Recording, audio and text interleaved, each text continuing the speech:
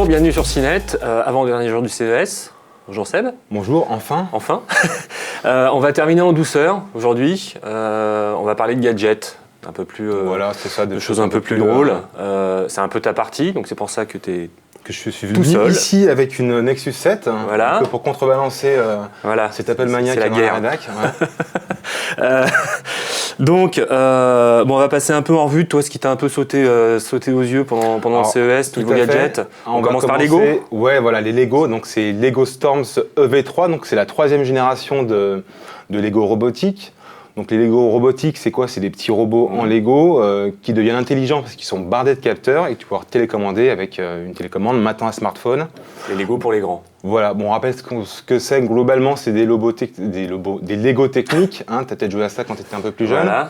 Donc à ça, tu rajoutes des moteurs pour actionner la mécanique. Pour robotiser le tout. Voilà, et sur ces moteurs vont être mis sur un boîtier qu'on appelle une brique. Ça va être l'intelligence, on va dire le boîtier principal. Et cette brique, tu vas pouvoir la programmer. Donc en gros, après, tu prends ton smartphone, ta tablette. Après, voilà, donc ça se commande après en Bluetooth via ton smartphone. Sur la nouvelle version, tu peux commander ça via Android. D'accord. Et ça va interagir avec tout un tas de petits capteurs, ce qui va faire tout l'intérêt du truc. D'accord. Donc, notamment dans la nouvelle version, tu as un capteur de luminosité. Donc, le Lego va détecter jusqu'à 6 couleurs. C'est-à-dire que tu pourrais lui faire suivre, par exemple, une ligne rouge ou jaune. L'arrêter, voilà, jaune. Aussi le même capteur de luminosité va capter le noir, l'obscurité et la lumière. Donc au réveil, tu peux l'actionner aussi au réveil. Enfin voilà, tu as tout un tas de capteurs. Donc ça sera vendu... Ah oui, il y a le capteur ultrason, j'ai oublié, ça c'est super important. Tu le mets devant ton doigt devant le capteur et tu peux après, en fonction de ta programmation, faire agir une pince, détecter les objets en fait, en clair. Donc c'est pour qui? C'est à partir de 10 ans, avec... en fait, c'est Lego qui dit ça. Hein. En fait, tu as tout un programme, voilà. Ouais. Tu peux jouer en famille. Tu as aussi tout un programme éducatif donc pour les écoles, pour toutes les filières un peu technologiques, ou les gens qui s'intéressent de près de loin, voilà, tout ce qui est génie mécanique, génie électronique, et tout ça. Donc ça sera dispo au second semestre 2013 au prix de 350 € quand même. La boîte, ça fait cher. Ça fait cher le joujou. Un peu cher le joujou, mais bon... Quand on aime, on compte pas. Il n'y a pas de prix pour se faire plaisir. Deuxième chose qui t'a pas mal impressionné, nous aussi d'ailleurs, c'est pas nouveau, mais on va dire que ça commence à se démocratiser, c'est l'impression 3D. Ah oui, alors c'est carrément pas nouveau. Et par contre, ça devient quasiment abordable. Voilà, ce qu'il y a de nouveau, c'est qu'il y a un modèle Cube qui était déjà présent l'année dernière. Donc là, il sort en version Cube 2. Et donc pour 1 300 $, c'est-à-dire que c'est le prix d'un Ultrabook, d'un bon PC ou d'un bas de gamme chez Mac. Donc je rappelle, qu'est-ce que c'est l'impression 3D? En fait, c'est comme une imprimante classique. En fait, ça va superposer des couches de matière. Donc on imagine des feuilles qu'on superpose et en fait, c'est l'encre, c'est la matière, voilà. Ça construit l'objet. Voilà. Et derrière, c'est pas de l'encre, bien sûr, c'est du fil. Donc c'est une sorte de PVC, du plastique. Voilà. Et la grande nouveauté, hormis les quelques features qu'il y a, c'est qu'effectivement, fin d'année dernière, on était dans les 2000 $ à peu près, et que là, on tombe à 1000-2003, voilà, c'est ça? Le Cube 2, c'est une imprimante 3D qui est maintenant super sécurisée. L'année dernière, tu avais une plaque chauffante pour tenir la matière. Tu donnes ça à un gamin, il pouvait se brûler. Là, tu as un truc vraiment grand public, easy to use.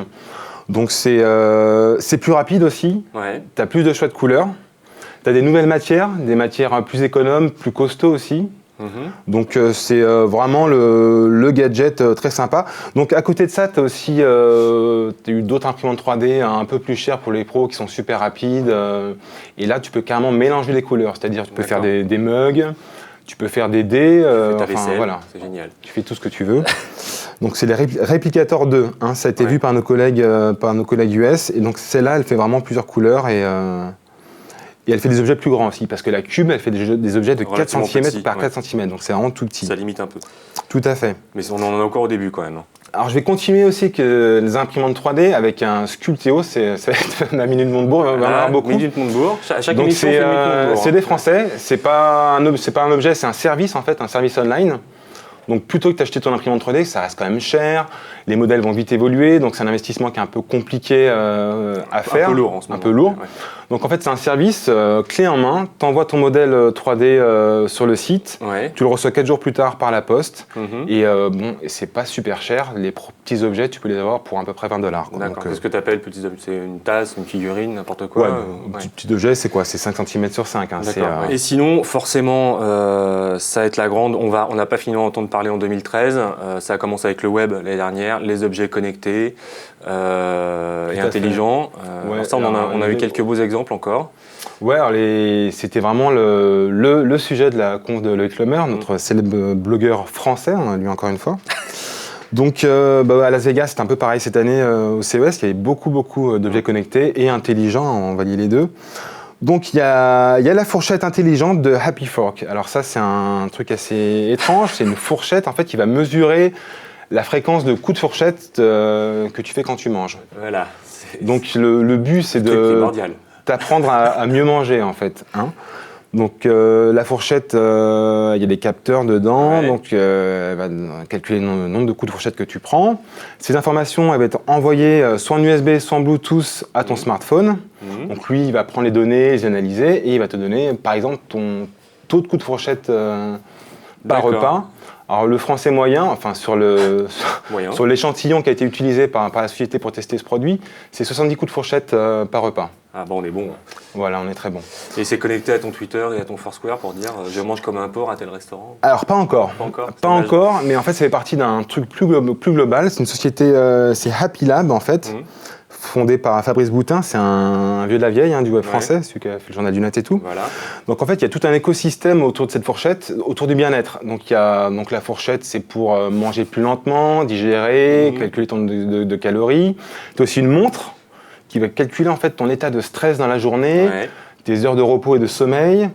Donc toutes ces données, tu as aussi un buzz, une sorte de buzz du bonheur, j'appelle ça. Le buzz du Donc bonheur. dès que tu es heureux, le matin au lever, si tu travailles du bon pied, tu sais que tu vas passer une bonne journée au travail assis net, bah tu buzzes, hop, le midi tu as bien mangé, tu buzzes. Toutes ces infos, pareil, elles sont transmises par Bluetooth, elles vont dans l'appli, puis sur Internet, ça va se mouliner, les algorithmes, machin, et tu vas avoir un état du bien-être, ton état du bien-être, quoi. Donc je corrige, tu pourras envoyer faites pas chier, je mange comme un porc à tel restaurant, voilà, je suis de mauvaise humeur. C'est génial. Voilà, c'est un esprit sain dans un corps sain. Donc c'est un truc là, les objets connectés. Pour la santé, ça marche énormément aux US. Ça a déjà marché cette année avec tous les appareils pour le footing. Donc tu as ton podomètre, ton accéléromètre, ton GPS, ça te calcule tout. Tu as les systèmes de gaming, en fait, de records, tu postes sur Facebook tes scores. Enfin, c'est un truc qui a de l'avenir au pays des burgers. Par contre, manger un burger avec une fourchette, c'est... si tu manges avec les mains. Voilà, c'est un peu compliqué. Ensuite, gadgets connectés. Ouais, donc il y a aussi, c'est une grosse tendance. On a vu pas mal d'appareils, des petits gadgets que tu télécommandes, que tu pilotes via ton iPhone, souvent en Bluetooth. Des avatars de l'Air Drone de Parrot, en gros. C'est l'idée globale est là. Souvent en moins cher. Puis avec d'autres features, parce que avec le smartphone, tu fais quand même tu fais plus de trucs. Donc il y a Biwi qui a lancé un petit hélicoptère, donc le Sting Bee, qui est assez sympa.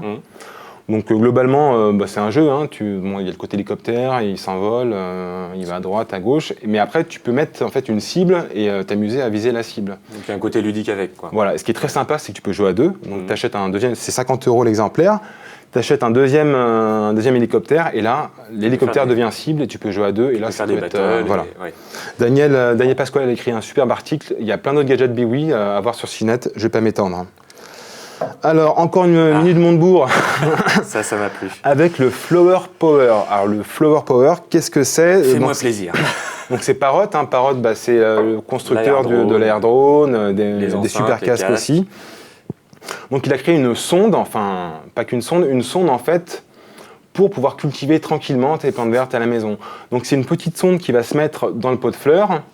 Ensuite, cette sonde, pareil, elle va envoyer des informations. Alors, c'est informations d'hygrométrie, de lumière, de fertilité du sol à ton smartphone. Une fois que l'application va gérer toutes ces informations et va te dire quand ta plante a besoin d'eau, quand la terre doit être changée, etc. Et ce qui est top avec cette appli, c'est que tu as 6000 plantes en base de données. Donc si tu es un newbie comme moi, des plantes vertes, quand tu offres un truc, elles deviennent tout le temps marron parce que tu sais pas t'en occuper, ou même si tu oublies de mettre de l'eau, tout simplement, ce qui est le genre de truc qui peut arriver, c'est vraiment l'application rêvée parce qu'elle t'envoie des notifications Dès qu'il y a besoin. Ou on arrête de t'acheter des plantes vertes. Ou on arrête de m'acheter des plantes vertes. Mais c'est triste, une vie sans plantes vertes, c'est quand même assez triste. Moi, j'attends la sonde gastrique qu'on met dans le ventre des enfants pour savoir quand ils ont faim. Mais, ouais. Je vais arrêter de parler de sonde. Ça va partir en vrille. En sucette. Bon, on termine avec ton coup de cœur. Ah oui, alors la Géonote. Donc ça c'est sympa. Alors, c'est une caméra 360 degrés, Full HD. Alors j'ai déjà vu un système similaire l'année dernière, c'était Koboto ou Kobo qui faisait ça au CES. Donc c'était une sorte d'accessoire qu'on mettait sur l'iPhone ou même sur une GoPro. Et en fait qui filmait à 360, mais uniquement en fait qui contraignait l'image sur du Full HD. C'est-à-dire que toutes les informations étaient mises sur du 1980 par 1080. Là, la Géonote, donc c'est un fabricant français encore, je crois, c'est le groupe Oxylan, donc, qui possède aussi Decathlon. Donc en fait, cette caméra, elle ressemble un peu à la Google Car. Elle a 3 objectifs. Et c'est donc 3 objectifs de 8 mégapixels chacun qui vont filmer en fait les 360 degrés. Donc on peut le voir sur la vidéo qui passe actuellement. Ce qui est impressionnant, c'est qu'au lieu d'avoir une image étirée, tu as de la vraie Full HD, quel que soit l'angle de prise de vue. Donc tu te balades dans l'image. Alors ça laisse augurer vraiment des super trucs pour le montage, pour faire des clips. Ça s'adresse quand même à un public assez spécifique ou le grand public va... Non, alors grand public, ça peut être super sympa de filmer un truc en 360 parce qu'après tu te balades vraiment dans l'image en fait, parce que tu vois à chaque fois, tu vois qu'une partie de l'image en fait. En Full HD, c'est type grand angle, c'est voire fisheye. Mais ce qui est sympa, c'est que tu te balades vraiment en grand angle. Après, moi, ce que je vois, c'est pour tous les sportifs de haut niveau, effectivement, tu peux faire des trucs vraiment délirants. Une réalisation rigolote. Voilà. Avec la GoPro, tu as ton casque qui filme devant toi, tu tournes la tête. Là, le mec, il peut continuer à regarder la piste, par exemple, et c'est toi qui vas juste tourner l'image au montage. D'accord. Bon, après, il y a tous les problèmes d'exporter le format d'image pour pouvoir l'insérer dans une vidéo, dans le salle de montage. Bon, ça, après, c'est une autre histoire. Et c'est 399 €. Voilà, merci. T'as rien d'autre? T'as fini ou t'as encore des petites choses? J'ai fini parce que sinon on s'arrête jamais. C'était l'idée, c'était de faire un best-of. Merci Seb, on va se quitter là-dessus. Ouais, de rien, je sais pas. Bon week-end. On va récupérer un peu. Alors en fait, le CES finit pour nous cette nuit, parce qu'en fait là, il doit être à peu près 7h, 7h30 du matin à Las Vegas. On tourne très tard aujourd'hui, désolé. Donc on fera certainement un grand débriefing la semaine prochaine avec tout le monde, la rédaction et tous les gens qui autour de nous ont participé, pour un peu faire un état des lieux. Donc on fera une espèce de grande émission fin de semaine prochaine. Voilà. CES le bilan. CES le bilan, en gros. Merci de nous avoir suivis. En tout cas, nous on va aller se reposer un peu quand même. Et puis donc à la semaine prochaine. Ciao. En vidéo également sur Dailymotion YouTube et en podcast iTunes. Retrouvez-nous sur Facebook /CNET France et sur Twitter @CNET France.